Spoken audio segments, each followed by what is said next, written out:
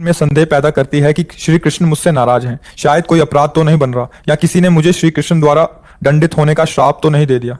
के अंदर भय बना देता है। पूर्व अभ्यास है ना संशय करने का मन में, तो अभ्यास वो आता है। संसार का नाम संशय। संसार में जब तक हमारा अस्तित्व है, महत्व है, तब तक ऐसा भाव रहता है। अभी श्री कृष्ण को जाना ही नहीं। उनके जैसा प्यार करने वाला कौन है? प्यार समुद्र है। श्री कृष्ण का दंड भी महाप्यार है। नाच पड़ना चाहिए कि उसमें उदास हो जाना चाहिए? अरे जो जहर पिला रहे हैं उसको परम पद दे रहे हैं और तुम कृष्ण कृष्ण कह रहे हो, तो तुम्हें वो दंड देंगे। वो कितने कृपालु हैं, वो इतने प्यार करने वाले हैं कि जो उनको गालियां दे रहे हैं उनको परम पद दे रहे हैं। तुम तो उनको फूल माला चढ़ा रहे हो, उनको अपना प्यारा मान रहे हो, तो ऐसा कैसे है? ये संशय है शरणागति में। ये संशय, ये विपरीत भावनाएं, ये नहीं आनी चाहिए। अगर आ रही है तो कोई ना कोई आप शास्त्र विरुद्ध आचरण कर रहे हैं, खोज लीजिए। कोई ना कोई धर्म विरुद्ध आचरण कर रहे हैं। इंद्रियों की लोलुपतावश कोई ऐसा शास्त्र विरुद्ध आचरण बन रहा जो आपको आपके आराध्य देव से विमुख करने का संशय पैदा कर देता है। अन्यथा कैसी बात करते प्रभु में संशय। महर्षि, क्या प्रभु अपने भक्तों से नाराज होते हैं? अगर हाँ, तो हम कैसे समझें कि प्रभु नाराज हैं? किसका प्रश्न है? तुम्हारी माँ होंगी, माँ को तो कभी मिली होगी, तो माँ क्या समझता हर समय दुलारी करती रहती? क्या डांटती भी तो है? क्या उसके डांटने में दुलार नहीं होता? क्या कैसे डांटती है? ये दूध पी, नहीं हमारी इच्छा, थप्पड़ मारेंगे, दूध पी, और दूध पी लेता ना। अब आप उसमें ये विचार करके तो उसमें माँ का क्या नाराज होना, क्या प्रसन्न होना? आपके लिए ही तो ना। चल बाथरूम चल, स्नान कर, श्रृंगार, हम नहीं, हम खेलेंगे जाके, थप्पड़ मारती, चल सीधे चल। ये माँ की नाराजगी है। वो बच्चा समझ रहा है नाराजगी नहीं। अपार करुणा सिंधु भगवान, हम नरक में गिरने जा रहे हैं, वो हमको घसीटते हैं। उस समय उनका जो घसीटना होता है हमें लगता है गुस्सा हो रहे हैं। भगवान गुस्सा नहीं हुए, भगवान कृपा कर रहे हैं, पर हम वो समझ नहीं पाते हैं। तो जैसे माँ, अच्छा आप हाथ छुड़ा के भाग जाओ, माँ कहेगी जा मर जा जाके, ऐसे कहेगी। हमने सुना है, नहीं मानता ना, मर जाके, तेरे को जो मन में आया सो कर जाके। अब उससे पूछो तो कि वो माँ बच्चे को मरने का साप दे रहे क्या? नहीं नहीं, अगर वो दौड़ लगाया और गिर गया तो दौड़ के जाके उठाएगी। और वो उसका एक प्रेम भरा शब्द है जिसमें कर्कशता दिखाई दे रही, पर है नहीं। ऐसे ही भगवान है। अनंत माताओं में जो वात्सल्य है वो हमारे भगवान के एक बिंदु से है। वो वात्सल्य सिंधु है। सोचो, जब एक माता अपने बच्चे का अहित नहीं कर सकती तो अनंत माताओं जैसा प्यार लिए हम सच्चे उनके संतान हैं। क्योंकि ये शरीर मायाकृत पांच भौतिक है जो मां के गर्भ से रच कर आया है, लेकिन जो मैं हूं वो केवल भगवान का अंश हूं, माया रचित मैं नहीं हूं। अपनी तरफ से हम आपसे सबसे प्रार्थना करते हैं कि देखो, एक एक दिन हमारे मृत्यु के नजदीक पहुंच रहे हैं और पता नहीं वो तिथि तारीख कब है। हमको कम से कम ऐसे आचरण नहीं करने चाहिए कि हमारी जो इस समय उन्नति हुई है, सब योनियों में श्रेष्ठ मनुष्य योनि मिली है, इससे हम गिर जाएं। ये बात ध्यान रखना है। भगवत प्राप्ति तो और बड़ी बात है, पर इतनी बात ध्यान रख ले कि हम जितनी ऊंचाई पर आ गए हैं अब इससे नीचे न गिरने पावे। अब जो भी हम करें कम से कम इसमें टिके रहें। हमारा जन्म अब मनुष्य योनि के नीचे नहीं होना चाहिए। तो जैसे आप शराब पियोगे, जुआ खेलोगे, परिस्त्री की तरफ गंदी दृष्टि रखोगे, गंदी वार्ताएं करोगे, तो ये आसुरी प्रवृत्ति आपको नार की योनियों में ले जाएगी, फिर बड़ा मुश्किल हो जाएगा। इसलिए संतों के पास जाने से, शास्त्र स्वाध्याय करने से, भगवत भजन से बुद्धि शुद्ध होती है और उसका स्वरूप यही होता है। कोई शास्त्र विरुद्ध आचरण मत करो, गंदी बातें मत करो, गंदी बातें मत देखो। और ये जिनसे गंदी बात की प्रेरणा मिलती है, ऐसे व्यक्ति का त्याग करो, ऐसे भोजन का त्याग करो, ऐसे दृश्य का त्याग करो। आप मोबाइलों में ऐसे दृश्य, बाहर ऐसे दृश्य कदापि मत देखिए जो आपको धर्म विरुद्ध आचरण करने के लिए प्रेरित करें। हाँ, भले भजन कम हो लेकिन गंदे आचरण तो ना हो। हम अच्छाई नहीं धारण कर सकते तो बुराई क्यों पकड़ें? अच्छे बनो, इस जीवन में सुखपूर्वक जियो, और शरीर छूटने के बाद अगर भगवान न मिले तो फिर ऐसी जगह जन्म हो कि हम फिर ऐसे ही अभ्यास करें, हम फिर भगवान के मार्ग में चले। पर ऐसा तो ना हो कि हमारी नीच कोटि की योनि हो जाए कि फिर हम चढ़ ही ना पाएं। कितनी ऐसी योनियां हैं जहां भयानक कष्ट है। इसलिए सावधान रहो, नाम जप करते रहो। राधा राधा राधा वल्लभ श्री हरिवंश। तो बच्चे थे तो हमें बुलाया, ऐसे नजदीक गए तो रोने लगे। उनका बच्चा अब हमारी कोई बात नहीं सुनता तो हमें मन में है आपसे बता दें। तो शायद हमें भगवान उदाहरण देना चाहते होंगे, इसलिए सुनवाया होगा, नहीं तुम बच्चा थे, उनका कोई सपोर्ट तो कर ही नहीं सकते थे। उनका बच्चा है, जो बिल्डिंग देख रहे हो ना, ये मेरी बनवाई हुई है, वो मेरी पत्नी है। और वो टाकीज के सामने मेरी चाय, समोसा, पान इसकी दुकान थी, और मैं सुबह से शाम तक मेहनत करता। तो यही पत्नी हमारे मोजे जूते उतार करके हमें प्यार करती थी। हमारे शरीर में लकवा मार गया, अब हमें उठ नहीं सकते। बोले 2 रोटी से ज्यादा भोजन नहीं देती, और कहती ज्यादा देंगे तो बार बार शौच करोगे, हमें फेंकना पड़ेगा। बोले हमको मारती भी है, हमसे बात नहीं करती, चिल्लाते रहते हैं, हमारे सामने दूसरे पुरुष को बुलाती, बात करती ऐसा। बोले किससे कहूं, अगर कहूं तो ये मारेगी आकर के, कहना नहीं। तो हम बच्चे थे, पर वो बात हमारे दिमाग में, हम बार बार सोचा इस विषय कि मेरे से क्यों कहा। तो शायद मुझे शिक्षा भगवान दिलाना चाहते थे। एक उदाहरण हमारे दिमाग में देखो, ये वो बता रहा है कि जब मैं कमा के आता था तो मेरे जूते मुझे उतारती थी, मुझे प्रेम करती थी। आज वही पत्नी है, मेरा ही सब वैभव है, मुझे रोटी भर पेट नहीं, क्योंकि लकवा मार गया, शरीर बेकार हो गया, अब वो पड़ा ऐसे। अब उस व्यक्ति का कौन मित्र होगा? कोई प्यार से बात, तभी तो हम बच्चे थे, हमें बुलाया, कोई प्यार से बात नहीं कर सकता। वही व्यक्ति है जिसने अपने जीवन को सजाने की चेष्टा की। लेकिन एक मित्र है जिसको नहीं जानता था, इसीलिए अगर उस मित्र को जानता होता तो उसको रोना नहीं बनता, वो केवल उसी से बात करता और जीवन बदल जाता। वो कर तुम अकर तुम अन्यथा कर तुम सच पुष्टता होती। बाबा जी कहां पैदा होते? आकाश में थोड़ी पैदा होते। कोई कितना भी बड़ा परमहंस हो, पैदा तो गृहस्थी में हुआ है ना। और कोई कितना भी बड़ा महंस हो, उसका पेट गृहस्थी से भरता है। जब खप्पर ऐसे किसी न किसी दरवाजे में जाके मांगना पड़ेगा, या वो कोई गृहस्थ ही आके देता, मतलब आप नहीं मांगते, तो हमारे पास आके आप दे रहे हो भरण। हम कहे जरूर है कि भगवान हमारा भरण पोषण कर रहे हैं, लेकिन भगवान आप सबके को प्रेरित करके कोई फल दे रहा है, कोई वस्त्र दे रहा है, कोई अन्न दे रहा है। हम वृंदावनवासी वास करते हुए भजन कर रहे हैं, तो हम पैदा गृहस्थ क्या हुए, और हमारा आज भी पोषण गृहस्थ से ही हो रहा है, गृहस्थी तो ला रहे हैं। तो अब ऐसा नहीं कि गृहस्थ आश्रम में भजन नहीं हो सकता, गृहस्थ आश्रम पर यही अवस्था होती है जहां से सुधार होता है। अभी गंदे बच्चों का संग हो जाए, खान पान गंदा हो जाए, तो फिर जीवन बेकार हो जाता है। सब बच्चे सावधानी से सुनो। देखो, यौवन अवस्था में, वर्तमान में शरीर होने पर हर साधक साधिका को चाहिए, अगर गृहस्थ में नहीं जाना तो परस्पर स्त्री पुरुष के आकर्षण से सर्वतोभावेन बचना है। किसी भी प्रकार से अपने ब्रह्मचर्य को नष्ट नहीं होने देना है। किसी भी तरह से किसी पुरुष से संसर्ग नहीं रखना। पुरुष शरीर का संपूर्णतया त्याग। यदि ब्रह्मचर्य से वैराग्य मार्ग में चलना है और गृहस्थ मार्ग में चलना है, तो तब तक ब्रह्मचर्य, जब तक पति का वरण ना हो जाए। पति का वरण हो जाए और वो हमारे माता पिता परिवार के द्वारा माननीय हो जाए, फिर अपने मार्ग में गृहस्थ में जाए। अगर वैराग्य में चलना है तो कोई भी हो, संसर्ग दोष नहीं आना चाहिए। किसी भी पुरुष से संभाषण नहीं, किसी से भी संपर्क नहीं। ये मन बलवान इंद्रिय ग्रामो विद्वानमपि कर्षति, बड़े बड़े ज्ञानियों को भी क्षुब्ध कर देता है। बिल्कुल नहीं, ऐसा कोई भी चैप्टर ना रहे। और कोशिश करे कि अपनी सेवाएं स्वयं करे, किसी का अपनी सेवा में प्रवेश नहीं हो। मान लो 4-5 सखियां हो, कहीं भी रहो तो समूह के साथ रहो, सुरक्षित रहो। बिल्कुल बाहर से कठोर, अंदर से द्रवित हृदय। प्रियालाल के चिंतन। आपकी दृष्टि सिंहिनी की तरह होनी चाहिए। बाहर व्यवहार आपका गंभीर और शांत होना चाहिए। कोई भी साधु महात्मा, कोई भी आपके घर में, कुटिया में प्रवेश नहीं होना चाहिए। किसी से कोई संपर्क नहीं। हाँ, मिलना है तो समूह में। क्यों मिलना है वो बात देख लीजिए। नहीं मिलना, नहीं मिलना। रिश्ते नातेदार बिल्कुल किसी से नहीं। जो अपनी माता पिता के द्वारा व्यवस्था हो या जो भगवान के, और आप उनको काट करके उनका मांस खाते हो, आप क्या हो? क्या हो? क्या आप जानवर हो या राक्षस हो? दो को छूट दी गई है। अलग अलग आहार है। मूली में भी जीव है, आलू में भी जीव है। उखाड़ के फेंक तो सूख जाएगा। जीव वैसे ही है जैसे सब में, वैसे ही, पर विधान बनाया गया है। आपके लिए ये आहार, आपके लिए आहार। शेर के लिए मूली गाजर नहीं बनाई गई। वो बलात् जबरदस्ती अपने बल विक्रम से पशुओं को फाड़ करके खाता है, उसको कोई पाप नहीं लगता। उसके लिए विधान है। बाज के लिए विधान है, चिड़ियों को बलात् खाता है। लेकिन आप मनुष्य हैं, आपके लिए सब्जी है, फल है, एक से एक पेय पदार्थ, दूध है, घी है, एक से एक जूस है, रस है।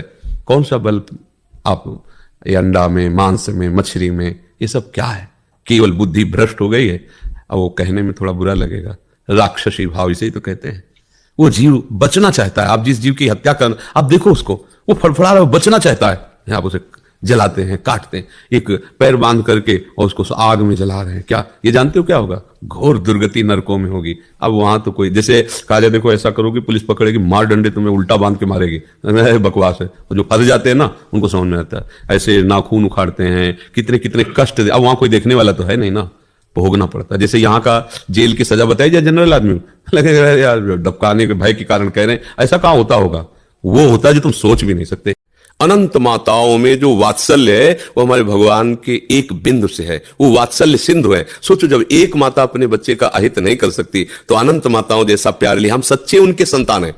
क्योंकि ये शरीर मायाकृत पांच भौतिक है जो मां के गर्भ से रच कर आया है, लेकिन जो मैं हूं वो केवल भगवान का अंश हूं। माया रचित मैं नहीं हूं। जो अंश है मैं तत्व, वो श्री कृष्ण का अंश है, सीधे श्री कृष्ण का अंश है। और है ये भी सब श्री कृष्ण से ही, पर ये माया में रूपांतरित होकर पंचभूतों के द्वारा निर्मित है। ये मेरा स्वरूप नहीं है। जो मेरा स्वरूप है वो श्री कृष्ण का अंश है। तो मेरे सच्चे वात्सल्य समुद्र तो प्रभु है ना। पर हम प्रभु को जान नहीं पा रहे, अपनापन नहीं कर पा रहे, तो हमें लगता है प्रभु हम पे गुस्सा हो रहे हैं ना। अगर तुम्हें ऐसा कहीं लगता है कि प्रभु गुस्सा भी हो रहे हैं, कब लगता है? जब हमारी मानी हुई कामना में बाधा पड़ती है, वो पूर्ण नहीं होती, तो हमें लगता है मेरे भगवान नाराज है क्या? क्योंकि अगर नाराज ना होते तो उन सर्वशक्तिमान को ये बात पूरी करने में क्या घाटा था? उन्होंने क्यों पूरा नहीं किया? इसका मतलब नाराज नहीं, ऐसी बात नहीं है। जैसे हम चाह रहे हैं कि हमें 100 रुपया मिल जाए, तो आज जाकर के मैं ऐसा मनमानी करूं, मां कहीं 25 पैसे भी नहीं देंगे, नहीं देंगे, जा। क्यों? क्योंकि पता है कि अगर आज 100 रुपया पाएगा, हो सकता है कोई नशा करे, गंदे आचर, नहीं देंगे। और वही मां जब देख लेगी कि हाँ सही ढंग से खर्चा कर देते हो, तो अपनी कमाई हुई पूरे जीवन की संपत्ति आपको दे देगी। ऐसे ही हमारे भगवान है। हमारे तो सब बच्चे ही ना, उपद्रवी बच्चे हैं, तो उतना दे देते हैं जितने खेल में हमारा नुकसान ना हो। जब हम मनमानी आचरण करने के लिए तैयार होते हैं और उनके शरणागत होते हैं, तो वो घेर देते हैं, हर वो बात नष्ट कर देते हैं जिससे हमारा अमंगल होगा। क्योंकि भगवान का एक नाम है मंगल भवन अमंगल। कर्म ही आदमी को डिप्रेशन में पहुंचा देता है, कर्म ही आदमी को अपने हाथ से फांसी पे लटका देता है। श्री कृष्ण नहीं, कर्म। श्री कृष्ण तो करुणा में है, उनके द्वारा नहीं। हमारा कर्म इतना प्रचंड होता है, जो हम कर्म करते हैं वो इतना बलवान होता है, भाग के चाहे जहां विश्व में चले जाते, मैं दंड दिए बिना बख्शेगा नहीं। इसीलिए हम श्री कृष्ण की शरण में आए कि इनसे बड़ा बलवान कोई है नहीं। कर्म की प्रबलता को रोक करके हमें क्षमा कर सकते हैं। हम तो हम सर्व पापेभ्यो मोक्षयिष्यामि मा शुचा, तो तुम तो उन्हीं पर संशय करने लगी जिनसे हमारा बचाव पक्ष है। आप अपने इंद्रियजन्य चेष्टाओं को संभालिए और भजन कीजिए, और विश्वास बढ़ना चाहिए, घटना नहीं। विश्वास घट रहा है, कोई न कोई अशुद्धि हो रही, समाधान चित्त नहीं कर पा रहा है, इसलिए सावधान रहिए, नहीं तो मार्ग ही छूट जाएगा। आज हमारे जो बुजुर्ग हैं, माता पिता, वो देखते रह जाते हैं, उनकी बात नहीं मानते, मनमाना आचरण कर रहे हैं। भगवान स्वयं प्रातः काल उठकर माता पिता के चरण छूते थे, माथा रख करके। आज बात मान लो, मत चरण छुओ, कम से कम थोड़ी बात मान लो, तो उनको तो ऐसे ही जैसे पुरानी चीजें डस्टबिन में फेंक दी जाती है ना, ऐसे माता पिता को साइड में कर दिया। अभी नई जवानी है, सोच समझ है नहीं, तो इसलिए भाई यही हमारी प्रार्थना है कि गंदे आचरण मत करो, गंदे दृश्य मत देखो, गंदे लोगों से मत व्यवहार रखो। कोई तुम्हारा मित्र नहीं है, भगवान को अपना मित्र बनाओ, और वो जब मित्र रूप से आपको किसी को देंगे तो धोखा नहीं होगा। इंतजार करो, चाहे वो पत्नी रूप में हो या पति रूप में हो, इंतजार करो। वो भगवान जब देंगे ना, तो आपके कर्म के अनुसार सही मार्ग मिलेगा। मनमानी आचरण है जो बहुत बहुत हानिकारक है। बिल्कुल बच्चे नहीं समझ रहे, बिल्कुल नहीं समझ रहे, इसलिए सावधान रहो, क्योंकि नई पीढ़ी ही हमारा नया भारत होगा। भाई जिस समाज में हम जी रहे हैं, तो चाहे महात्मा हो चाहे हम जो भी हो, है तो समाज के अंतर्गत ही ना। कपड़ा लत्ता भोजन व्यवहार बातचीत तो समाज की है। अगर आप पवित्र नहीं रहेंगे तो हम कहां से पवित्र रह जाएंगे? हमारा भोजन आपकी तरफ से ही तो आता है। चाहे जितना हम कहें कि हमें भगवान दे रहे हैं, तो दे तो रहे ना भगवान, पर इन हजारों हाथों से ही तो दे रहे हैं ना। अब अगर आपका वो अधर्म से कमाया हुआ है, पापाचरण से, भ्रष्टाचार से, तो हमारी बुद्धि को भ्रष्ट करेगा ना, तो हम भी तो नष्ट हो गए ना। इसलिए आप सावधान रहो, आप सुखी रहो, आप पवित्र रहो, तो सब सुखी है। सर्वे भवन्तु सुखिनः का इतना तो कर लो कि शराब न पियो, मांस न खाओ, अंडा न खाओ, पराई बहन बेटी या पराई पुरुष की तरफ गंदी वृत्ति से, इतना कर लो तो बहुत बड़ी कृपा हो जाएगी। बस बात समझ में आ जाए। नए नए बच्चे ना, हाँ, शराब पीना, ये बॉय फ्रेंड और गर्ल फ्रेंड, आज कोई फ्रेंड बनता है? फ्रेंड वही है, दोस्त वही है जो दोस्त को सुख देने के लिए अपनी जरूरत पड़े तो बलिदान कर दे, उसको अपवित्रता में थोड़ी ले जाए। माता पिता का प्यार छुटवा करके, उसके धर्म, उसकी भावनाओं का नाश करके, उसके शोषण की वृत्तियों को बढ़ा देना, ये कोई फ्रेंड है? कोई फ्रेंड है? अपनी वासनाओं के जाल में एक दूसरे को फंसा के खेलना कोई फ्रेंड है? फ्रेंड का मतलब क्या होता है, जब जान जाओगे तब समझ में आएगा। तो बचो, ये बॉयफ्रेंड गर्लफ्रेंड, इस भाव से बचो, ये गंदे व्यसन से बचो। छोटे छोटे बच्चे हैं, गंदी गंदी बातें हैं। अभी उस दिन एक लड़का प्रश्न कर रहा था, कह रहा था मैं गृहस्थी लायक नहीं रह गया ना, विरक्ति लायक रह गया हूं, हस्त मैथुन करके मेरा पतन हो गया है। तो वो अपनी बात थोड़ी कह रहा है, ऐसे हजारों बच्चे हैं, खिलवाड़ समझते हैं इसको। अब किसको समझाए? बात करो तो कहीं पुराने जमाने की, तो बाबा जी वाली बात कर रहे, शास्त्रों वाली बात। तो नए जमाने में देख लो क्या होता है, क्या होता है। बहुत ये बातें यद्यपि हमारा विषय नहीं, फिर भी हम इसे बार बार बोलना चाहेंगे नए युवकों से कि आप इस बात को समझिए, आपकी राह बहुत गलत है, और ये गलत राह आपको कहीं किसी भी तरह चैन नहीं लेने देगी। आज हमारे जो बुजुर्ग हैं, माता पिता, वो देखते रह जाते हैं, उनकी बात नहीं मानते, मनमाना आचरण कर रहे हैं। भगवान स्वयं प्रातः काल उठकर माता पिता के चरण छूते थे, माथा रख करके। आज बात मान लो, मत चरण छुओ, कम से कम में हम तुम्हें कुश्ती में पटक देंगे। अभी किडनी फेल है, लेकिन अब खड़े हो गए तो तुम्हें कुश्ती पटक देंगे। ये किडनी कटवा के लगवा ले थोड़ी होगा। उस मरी हुई किडनी में, यही तो जो मच्छर को ब्रह्मा बना दे, ब्रह्मा को मच्छर बना दे, हम उस पावर से चलते हैं। उसी को कहा, अगर तुम्हें करवाना है अपनी सेवा तो बिजली दीजिए, और काम कीजिए, यंत्र काम करे, वो मरी हुई किडनी काम कर रही है। कितने लोगों को तो ये विश्वास नहीं हुआ, भावा कहता है किडनी का 10 वर्ष से है ना, तो अब उनको लगता है कि मतलब कहीं नाटक तो नहीं चल रहा। तो कईयों को ऐसे जो पूज्य जन हुए हैं, तो भावा मेरी समझ में नहीं आता तुम्हारी किडनी खराब है, सच्ची में खराब है, तो आज सच्ची में डायलिसिस होता है। एक बहुत पूज्य जन है, तो उन्होंने एकांत में कहा बाबा हम तो सच्ची बताओ। तो उनको ऐसे उठा करके दिखाया कि देखो ये छाती में यहाँ पाइप पड़ा है, ये पाइप पड़ा है ना, छाती को चीर करके उसमें डाला गया और सीधे दिल वाली नली से इसके तब वो होता है ना फिल्टर खून पूरे शरीर का 4.5 घंटे उसमें तब का। तो ये हमारा कोई देखो आप ये समझो कि ये शरीर वास्तविक मायाकृत है, पर ये इस समय मायाकृत शरीर में बिजली हाई पावर की है, इसका कनेक्शन बहुत जोर का है।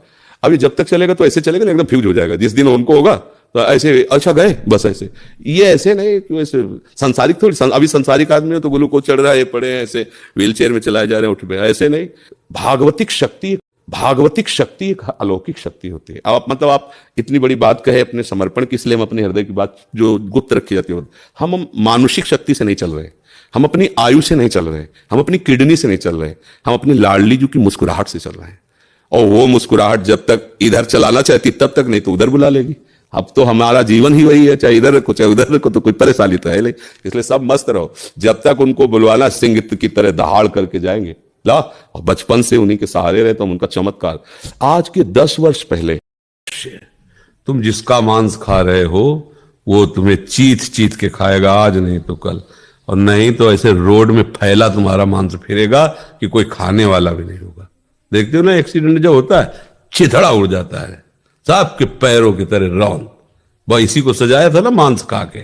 या फिर भारी कैंसर, यहां ऑपरेशन, फिर यहां ऑपरेशन, फिर यहां ऑपरेशन, हर तरह का कष्ट जला के राख कर दिए जाओगे। कीमो ये वो नरक यही भोगो पहले, फिर तो जाके। ये लोग समझते नहीं, लोग समझते चाय नाश्ता सब कुछ ले 24 घंटे में ब्रजवासियों का 2 बजे प्रसाद पाते थे।